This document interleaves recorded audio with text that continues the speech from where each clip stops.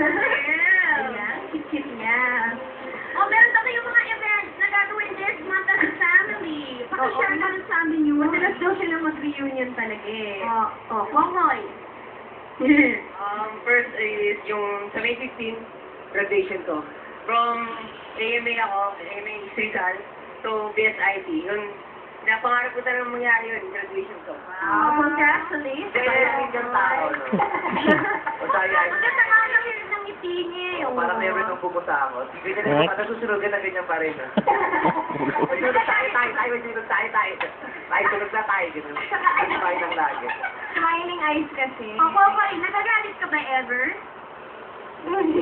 Ito, sorry. Paano ka magalit? Sample nga lang pag nagagalit ka? Kakasakot to, ha?